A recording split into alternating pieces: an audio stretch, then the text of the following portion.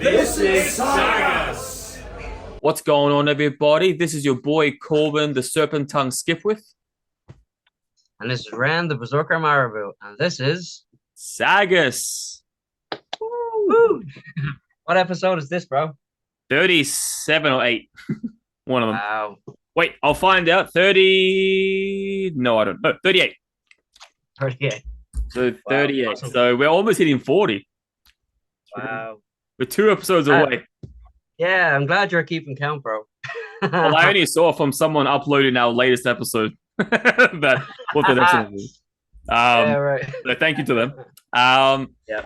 So, change of plans. It was a fuck up of mine, but it's going to be just us running solo today. Hey, mistakes happen. Sorry, Tom, if you listen to this. But yeah, it's going to be us. So, as promised, we'll be talking about the 1981 hardcore punk album, Damaged, by the band Black Flag. And I've been waiting to talk about this with you specifically, and I'm actually kind of glad that none of the special guests talked to me about it without you, because I was really excited to hear your opinion about it. So it's good it worked out this way. It would have been Terrence, but then he backed out, and then it would have been just Tom, but then he was busy that week, and then it would have been me, you, and Tom. But at least now it's you. So as long as you're in the equation, I'm happy. I'm excited to hear your opinion. So with that being said, I want you to take the first impressions. What did you think of this album? I thought it was killer, man. Do you know, I've known of the band for a long time, and I've known Henry Rollin and his solo stuff and his spoken word stuff, and I would almost say comedic work and his movie work. You know, he's been a very busy man in many facets of the entertainment industry, but in particular, you know, you can tell by looking at him in all of his other works that he does that he's got just crazy balls and tenacity, right? But when you see him in the full Henry Rollins mode, doing this stuff back in the 80s, man, they were just animals. Like, oh, it was absolutely deadly. So it was a real treat to really delve into that, you know. I mean, I knew it was going to be hardcore punk. I knew it was going to be, you know, some macho kind of riffage and whatnot. But oh man, it was really cool. And watching the videos from like 83, 82, where Henry's on stage and there's like a fan hitting him and he's like taking the punches, right? And then he's all of a sudden he's just like wails into him. And just the carnage at the shows was just incredible. So, you know, aside from the fact that the record was, you know, stripped down, just in your face, gnarly punk, and then with the presence that they had and the live shows that they had and the controversy surrounding the band, I just thought it was really interesting, bro. So great choice. Yeah, it's funny because in the past we've covered macho figures such as Todd Jones from Nails, Phil from Pantera, and then you have Henry Rollins. It's like you got these like a certain group of just macho cunts. Like that's the best way to describe them. That just look and sound crazy, and people you know to look the other way. You know, kind of like musical Mike Tyson's. Musical Mike Tyson's. Yeah, They're like people you don't want to mess with. And Henry Rollins has always been for me like the top of that list. Like just insane levels of craziness. And you know what's interesting? I was looking at albums from 1981 when this album came out. And funny enough, interestingly enough, in the metal scene, so not talking about punk for the moment, but in the metal scene, there wasn't that many, like, most albums that came out were kind of most of the band's off stuff or not so big stuff. The only 2 albums that caught my attention as far as the wow factor was 1981 Ozzy Osbourne's Diary of a Madman. That's an amazing album. And Motley Crue Too Fast for Love. I think other than that, like bands like Iron Maiden dropped albums, bands like Whitesnake dropped albums, but it wasn't their best records of the time. So it's really interesting to see where this album came from, you know, in what era it came out of. And but on the flip side of things, in the punk world in that era, 1980 to 1981, some amazing gems dropped, such as Misfits' Walk Among Us, which is, I think, their debut one, which is just, it was the first ever, to my knowledge, horror punk album. You have the Dead Kennedys, Fresh Fruit for Rotten Vegetables, another amazing punk band, very controversial in their artwork, in their lyricism. I'm not sure how familiar you are with them, but they're an insane band. And one of my favorite albums of all time, which dropped a year earlier than this, is Joy Division's Closer. Their last album, and my favorite of the two, because they only dropped two.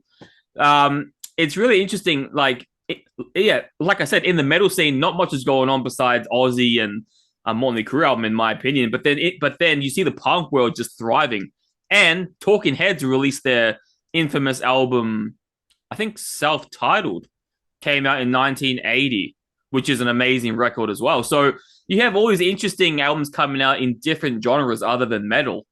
And so to see where this album fits into all of that going on around it is really interesting because, yeah, just the history alone is entertaining of Henry Rollins being this fresh kid from the block, just attending a concert, I think, and then they just hire him because they saw how manic he was. And one of my favorite lines from listening to one of his stand-up work, he says that Henry Rollins himself says that he's polite to a fault but capably violent.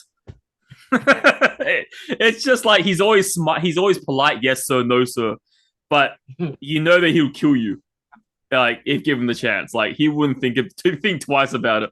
So it's an interesting mix of, such as you said, stripped down production, raw in your face value, and at the front of it you got a frontman of just insane proportion. And what's even crazier is that you would think after Henry Rollins had left the band for his own work, you would think that they couldn't find anyone more crazy than him, and they found Mike Vallely, which is just, this band is notorious for just having just borderline white supremacist looking cunts just running the show with one of the most iconic punk bands ever. And yeah, it's just from the history to the time this came out to the stripped down production, everything about this album was just, it always blows me away every time I listen to it. Yeah, it's unreal when you think about just the impact that they had on the music industry. It was just insane. The fact that there was police watching them going from their house to rehearsals. They were being I think Henry Rollins said he played his first gig with them at 81 or something, and straight away he started being hassled by the cops. And before that he was working in an ice cream shop in Haagen-Dazs or something, scooping ice cream, and then all of a sudden the cops are following the shows. It's just a mad story, but they did. I mean, it was really early in punk and heavy, that transition from these boys were pioneers, without a doubt. Them and Bad Religion and stuff.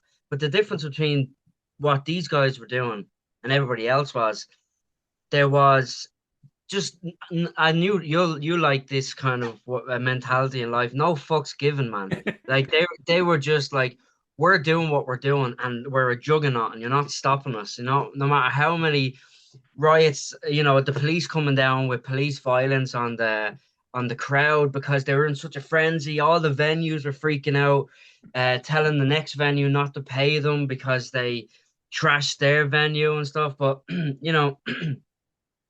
were misunderstood in some kind of context. I think they had the anarchy kind of vibe, but it was just more self-expression, I think, than anything else. There was one amazing video of them playing Damaged one of the tracks off the album live, and that was the one I hit on at the start, of Henry punching a fan back. But for the whole song up to that point, Henry was just on the ground like he was possessed, actually possessed, lying on the ground, rolling around, screaming, very feral and very no technique at all, just letting this demonic self out. and it was just insane to watch. I was like, imagine like in this day and age, you know, I'd love to see how people would react to that for the first time, not seeing that now. Like everybody would be like afraid, you know, but back then the audience was like getting totally immersed in it, you know, jumping up on the stage and you know, hitting them.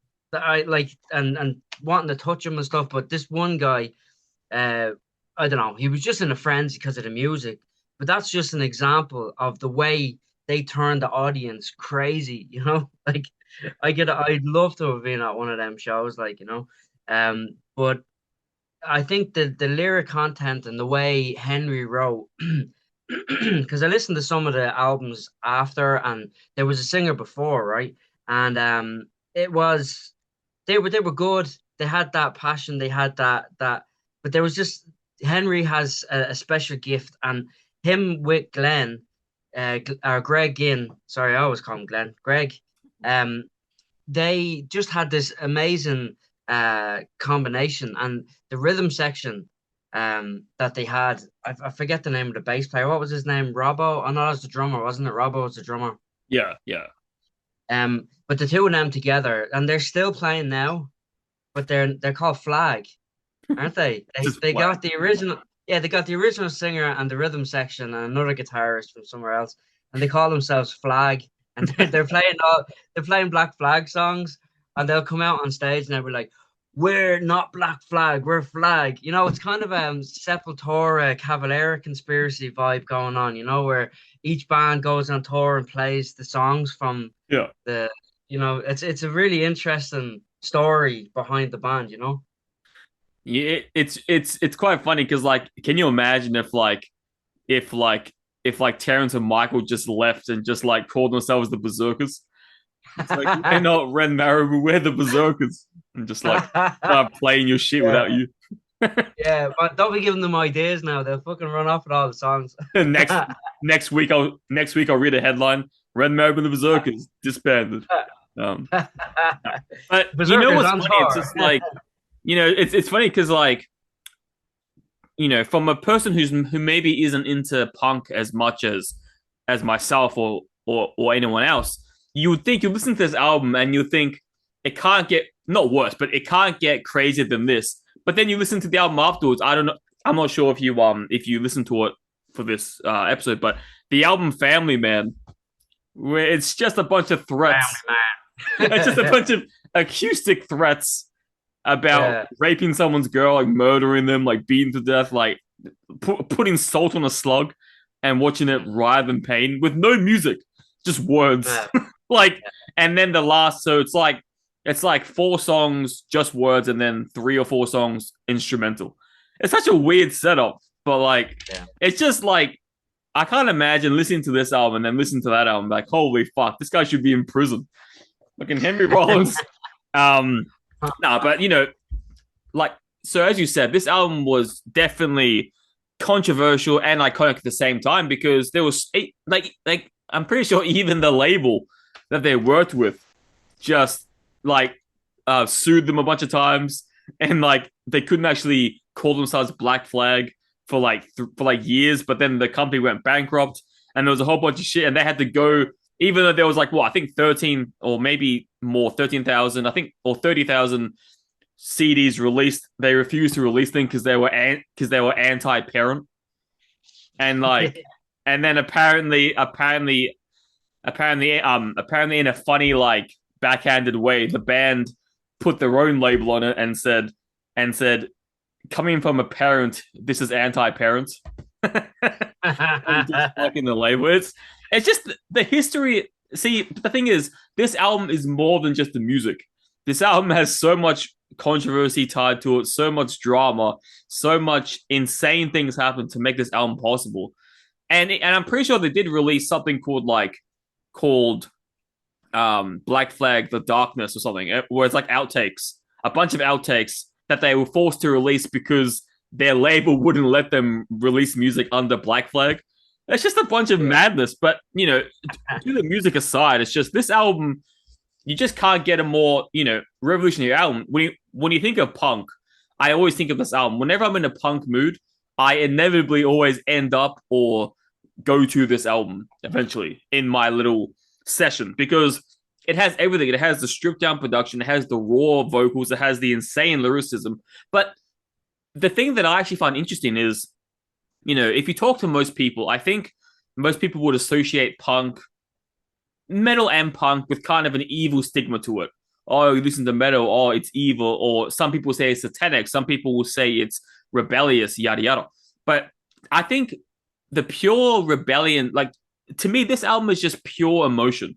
It's not good or evil. It's just because there's, obviously there is like fucked up songs like Damaged Eye, and there's songs about killing and stuff. But then there's also songs like TV Party, where it's just like just sitting by TV, or the song Six Pack, da six pack. Like there are songs that are innocent. Rising Above, a very nice motivational song, which, by the way, Henry Rollins has since performed live featuring Cyndi Lauper. Oh, that's kind of cool. But even though I personally can't stand Cyndi Lauper, but it is a cool thing to see the two of them together, I guess. But it's just to me, that's one of the reasons I love about this album. You can't categorize it, good or bad, right or wrong. It's just emotion. Like if someone's venting to you, if someone's just pouring their heart out, it's not really fair to say, oh, that's wrong. It's kind of like, well, that's their release. That what they're saying, and you can hear it. Henry Rollins is venting. He's angry. He's confused. He's in a weird place in his life, and he's angry. He's all these things, and he's venting out over music. Just because you put music over it doesn't make it any less of a freedom of expression. And to me, there aren't many albums. I think the only other album that I could probably put in this category as far as just what feels like pure emotion, just unchecked emotion, is probably Korn's debut album, Korn. That's probably the most like, oh fuck, this is just pure emotion. And I think the same can be said here. It's just a very raw, enlightening experience. And whenever I want to release some energy, whenever I want to, get some tension off, I always listen to this album because it's just like I get to rock my head and I get to hear all the emotions going through the band and obviously through Henry Rollins. So to me, it's just that's one of the major reasons why I love this album. Yeah, it really is. No, you said the word confused, right? And that is exactly what this album is in a lyric sense. I mean, the track Depression has this real dark intro and this tough guy delivery, but with really vulnerable lyrics.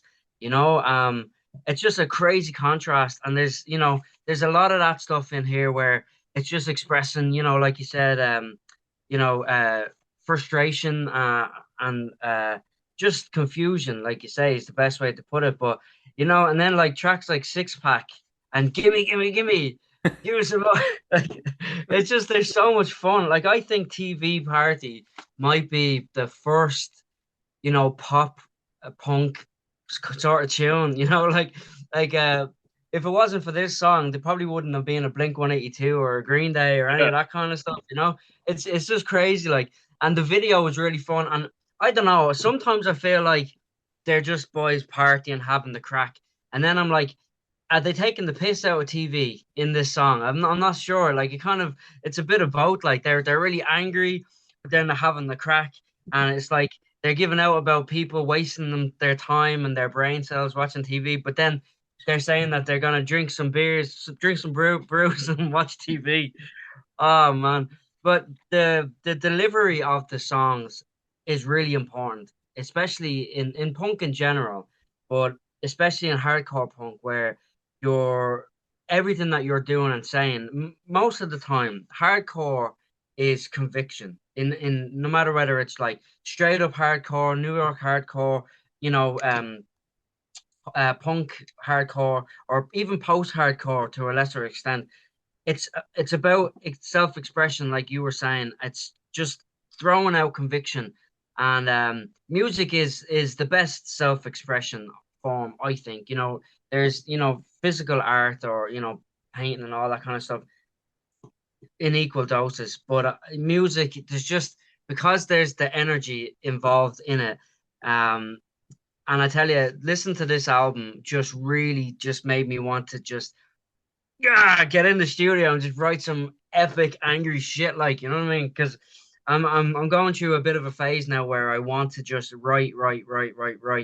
And I was kind of thinking, shit, when am I gonna sit down and record?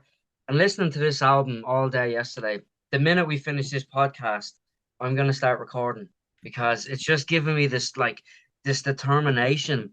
It's unreal. To hear the frustration not only in the vocals and the delivery of the vocals, but the guitar playing and the drumming.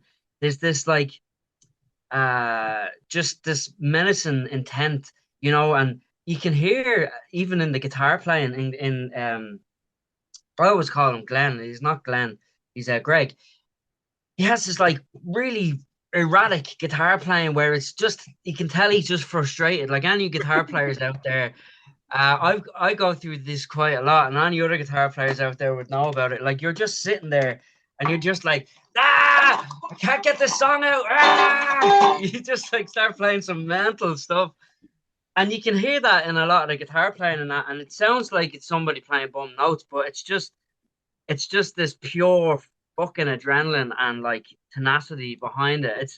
It's really cool to hear that on a record from 1981. You know, it's crazy. But there's a lot of like that Padded Cell tune, you know, singing about maniacs, Straight Jacket Mind. This is one of my favorite lyrics I think ever. I think Straight Jacket Mind's in line to get old. You know, it's just there's. Do you know what, man? It's like Henry Rollins is like the ballsy Jim Morrison. You know, he's like he has this like poetic lyricism, but like direct and aggressive delivery. But it's surreal, but it's direct. It's crazy. It's a really amazing talent that he has for the written word or spoken word. Um, but yeah, obviously Jim Morrison needed to be have some serious balls to compete with Henry. But you know what I'm saying? Like it's amazing stuff. Like Well, one thing I'm definitely after this gonna post as a poll on the SAGAS page because I'm curious. I'm gonna put a poll up. Who do you think would win in a fight, Henry or Phil from Pantera? oh man, I don't know. I mean, Like, yeah, like them now or them back in the day? them Because in their prime. oh fuck, jeez, man, I'd pay good money to see that. I'd say Henry. I'd say I don't know because Henry was more into being fit. Phil was just a madman. Henry looked after himself though, you know. I don't think he Yeah. drank and you know all that sort of stuff. So yeah, Well, interesting I was question. gonna say probably give the edge to Henry still now. I'd say so. I mean, like he's still in shape now, man. You know, Hey, you know, he went a different route altogether than poor Phil. But you know, Phil's still a legend and he's still a madman as well. But come here, you know the logo, um, that logo was made by a guy called Ed Clover, I think, or Glover, I think it's Culver, or I can't remember. But he actually made the logo and the artwork for this album. So like he's you know props to him for making this iconic Black Flag logo with the four stripes. And during that time, that became like a big thing where people would graffiti that on the wall, and you'd know it was like an area for this like yeah kind of way of life. You know this I don't like using the word anarchist, but you know what I mean. Like it's just really cool the impact on society that this band had at the time. It was just crazy, like, you know. well, I was gonna say like talking about erratic behavior and like just pure ruthlessness. The drummer Robbo, apparently he was wearing a bracelet on his left wrist that rattled when he played, and they just kept it in. Like that's how Nice. much they don't give a fuck. They're just sitting there playing, hearing the rattling, and then they're like, "Fuck it, we're too lazy." Like all they had to do was take it off, and he's like, "Nah, I'm keeping this shit in." Like that's see that it's a small example, but that's an example of the band's mentality at the time. They didn't give a fuck. Like they were all probably on something, just Yeah. playing their absolute hearts out.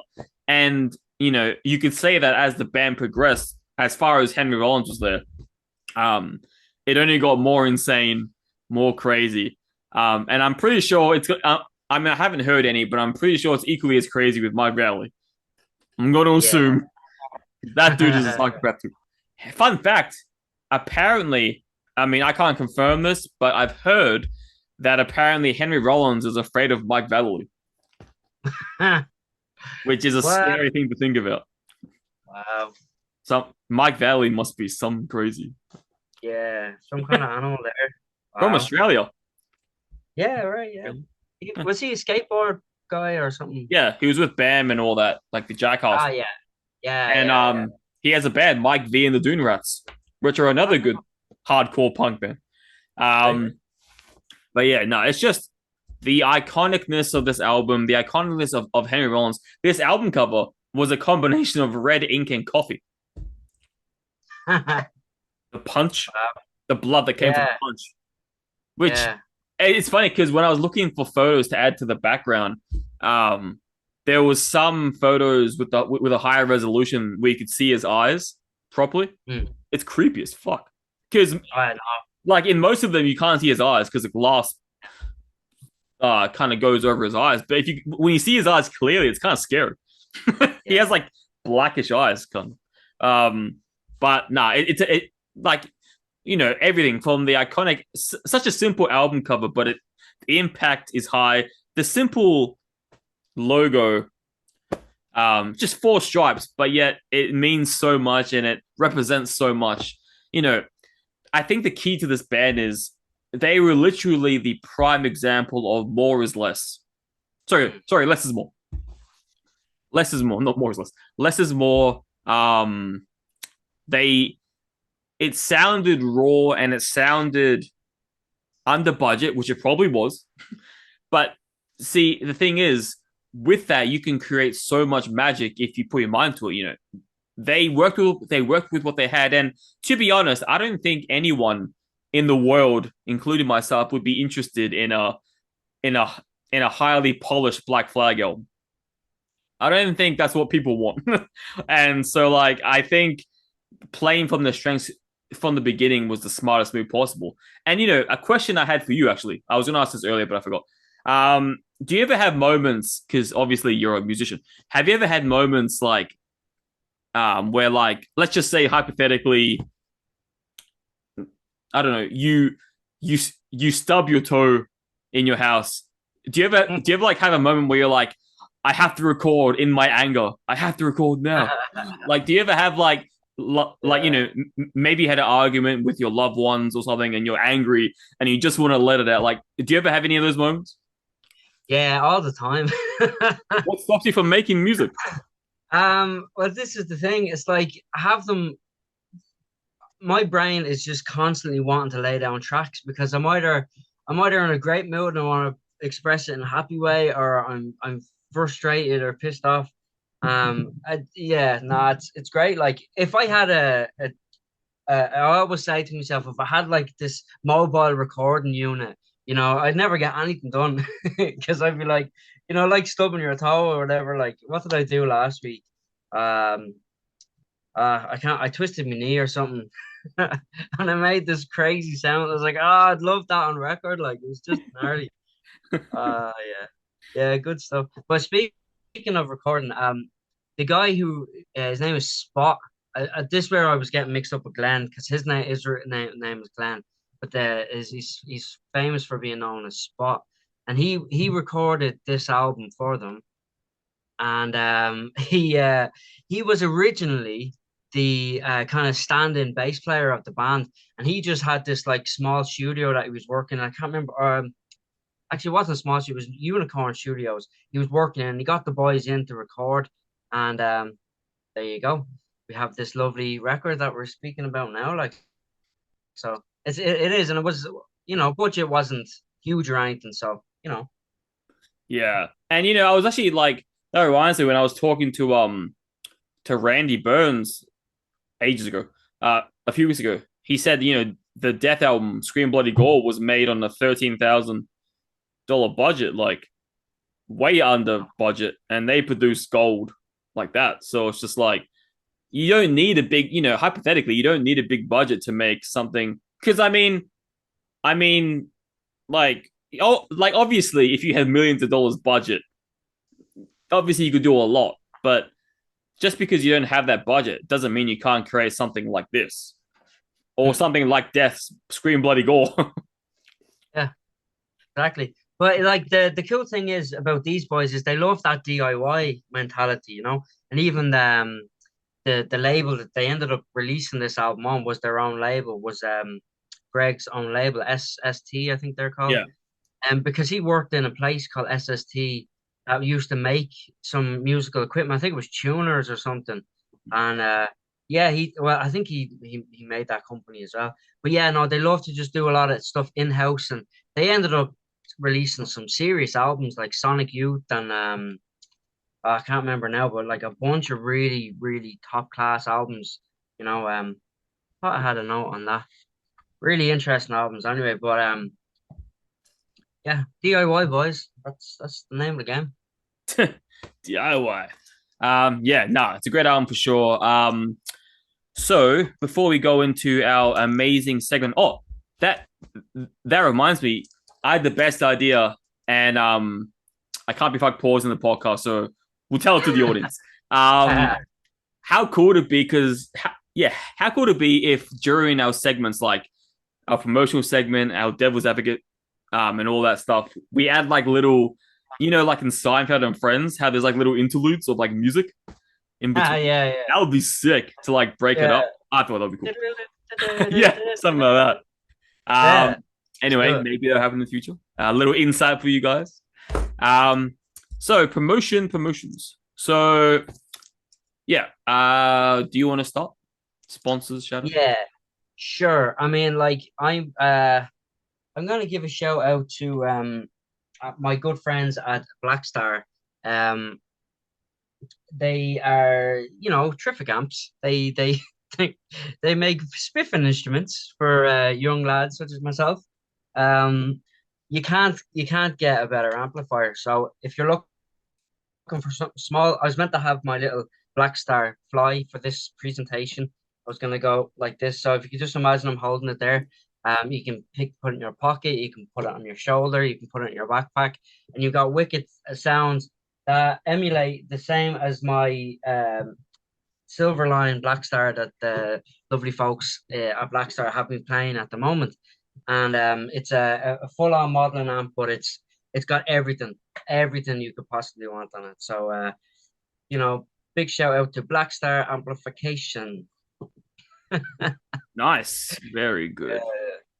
So I'm gonna oh wait, do you have anything else, or that's me. All right, cool. I'm just making sure. So I want to start off with our amazing sponsor, Viking Trinkets. We haven't talked about them for a while because I have a special guest on, but now we can. So Viking Trinkets are an amazing company based in New Zealand who make these amazing trinkets. Now that we both have it. Yes, so we break up the same thing, which is the Major Thor's hammer. So, no wait, we got the binding of Fenrir. So, you look magical, Ren, I must say. So, what you get for now at only $59, which is insane, from $119 to $59, you get this. So, what Ren's wearing on his head, you get a cool little necklace thing with two wolves on the sides to connect your hammer. And I've got mine on the full thing. You have your hammer on a different necklace. But trust me when I tell you, and I think Ren can testify to this too, it's amazing quality. It's nice and heavy. It has a bit of weight to it, which is nice. I like a bit of weight to it. You can wear it 24/7 like we both do. I wear it to work. I just cover it up like this. You can't see it. I wear it in the shower. I wear it everywhere I'm going. I never take it off. Amazing quality. Yep, and that's what it looks like. It has a mixture of gold and silver attached to it. And yeah, how amazing does that look, guys? Get yours today at vikingtrinkets.com. The binding of Fenrir. And when you go to the website, make sure you put the promo code in for SAGAS, which is, I shall bring it up in a second, or I shall edit this part out because it's too long. SMP10. So go to VikingTrinkets.com, put in SMP10, and get 10% off your order, and tell them that the SAGAS Metal Podcast sent you. The second thing I want to shout out is actually our good friend. There is only one Elvis. So what you should know about him is that he's been making our very own merch line lately. He's been generous enough to use his amazing artwork and his amazing skills to make us some shirts, which also come in jumpers. So what we have is a shirt that has the SAGAS logo at the front, and at the back says, "Fuck work, listen to SAGAS." We're going to have more on the way, I think, different designs coming in the future. But for now, we have this one shirt that comes in short sleeve, long sleeve, and a jumper. I have already put my order in for a jumper. I think Ren chose short sleeve, if I'm correct.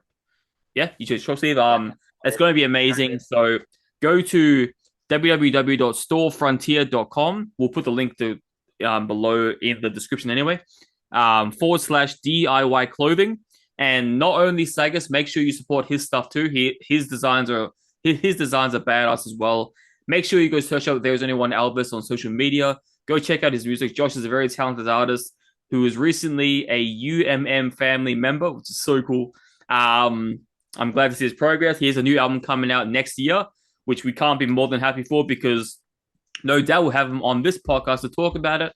And yeah, a lot of big things coming. So make sure you go check that website out. Go search him up. There is only one Elvis. Check out the EP he dropped already. Amazing stuff. And considering it's a one-man band, nonetheless, that's an amazing work. And I'm sure you can attest that having a one-man band that sounds half as good as his must be fucking crazy. So that is that. And that will be the two today. Next week, we'll have different ones. So, on to our favorite segment, none other than the Devil's Advocate.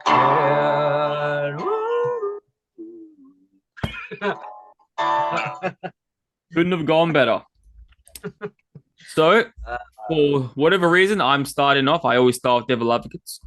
So, talking about this is a hard one for me because all the songs have their amazing qualities about them, and it's just like kind of hard. And as I said, how do you look like, how do you go to someone, how do you hear someone who's showing their freedom of expression and go, that part's wrong? You just kind of can't. It's kind of hard to do that, especially in this format that's been done. So this wasn't easy for me, but if I had to choose one, the worst track, it would have to be Life of Pain. Only because it's a bit more methodical, it's a bit more slower, at least at the start to the halfway point. It's a bit slower. It's kind of borderline sludge, which I think would have been pre-sludge even before that came out. Oh, no, maybe not. I don't know when Asabath came out, but I think that was... I'm not sure about the timelines here, but it sounded real sludge-esque. So, and which isn't a bad thing. It's just the reason I love this album so much is because it's the rest of the albums, for the most part, so high-paced, fast-paced. It's so just in your face, just, very on the go, very, very fast moving. And I like that about this album. So this one kind of stops me in my tracks if I think about it too much, because it like I said, it's very different tempo, different feel to it. But then obviously the later half it gets fast. But just for that start, if I had to really nitpick, which I'm doing for this song, it would have to be for that. But obviously, if I'm not thinking about it too much, it's an amazing track regardless. Now, my favorite track, of course, it has to be TV Party. I mean, TV Party is by far one of the best. And then it's just like everything about that song is just like, we're gonna, the kind of the melody it has. We're gonna have a TV party tonight, and then the band. All right, and then the whole band sings like backup. We got nothing to do, and then like the clapping. Yeah, it's so simple, but it's so amazing. And then my favorite part of the song is the part where they're like, we don't want to miss our favorite shows, and then they list this, and then they list the shows: Saturday Night Live, the Jetsons, Friday Night Football, or Monday, whatever it is. It's just like, and then it's funny, like in like at the very end of the song, they all like sing together, "TV party tonight." Oh, it's such a fun track, and obviously there are other fun contenders like Six Pack, the Six Pack, and then Gimme, as you mentioned.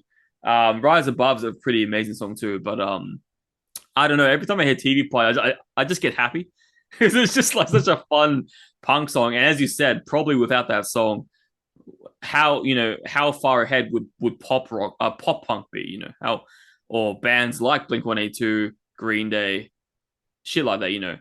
Would we really have the iconic "I want to be an American idiot" if we didn't have TV Party? So, I mean, I don't know. I don't have the answer, but pretty sure they would be linked somehow.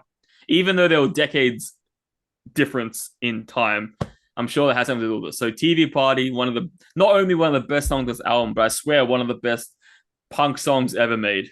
It's legendary. Yeah, bro. It hasn't happened in a while, but I am 100% with you on this one this week.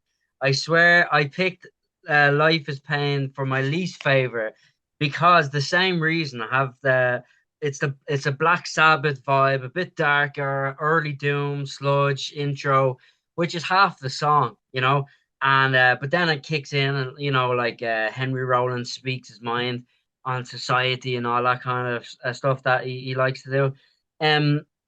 Yeah, it's like it's a great song. It just, for the album that it is, like you said, it didn't really fit in the album. But that's literally it.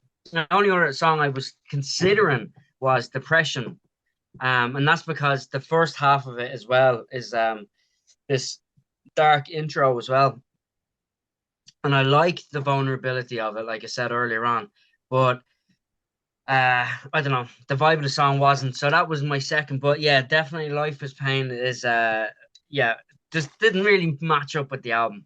Now for the favorite song, I had the same problem because Rise Above is an absolute killer track. Like, I think that was the first song I ever heard of theirs. And it's just that Rise Above, we're gonna rise above, like that's just so like crowd in participation worthy. Spray Paint was another one that was also very cool, and it's only 30 seconds long or something, 33 seconds long, which is killer because there's so much going on in that 33 seconds. Six Pack again is another killer, crowd getting into it vibe sort of tune. Gimme is second for this. It was that and TV Party, but TV Party is such an incredible song. Like we were saying about the pop punk stuff, and it's so angry, it's so fun, um, but it's just, I don't know, it's a contradiction within itself. It's a parody of itself. It's just, it's a fun song for a TV party. So the next TV party I have, I'm going to be blasting out that song. But yeah, just the ending as well. That's what really got me, like you said as well.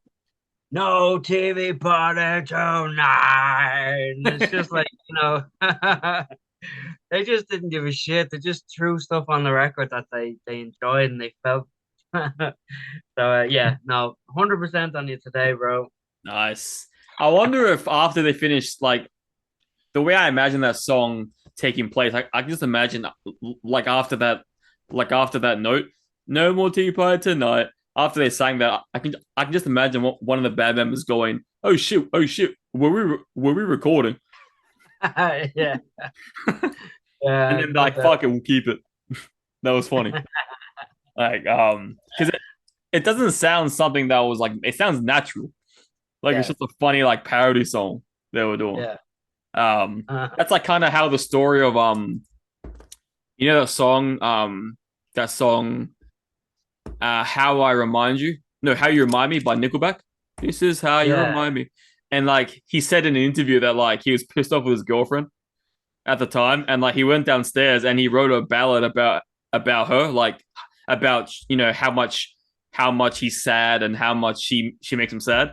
And then apparently she heard him playing this new song downstairs, And she's like, "Oh, what's this track about, honey? I really like it." That's pretty funny. Brilliant. But nah, it's good, good. So we will leave some suspense for next week because we're unsure what will happen. Either way, if our special guest comes on next week, then obviously you know about it. If not, it's Ren's choice, and we'll talk. He'll decide something throughout the week, and we'll hit you up then. So, as we always say here on the SAGAS Metal Podcast, same time, same place, Same awesome. or something.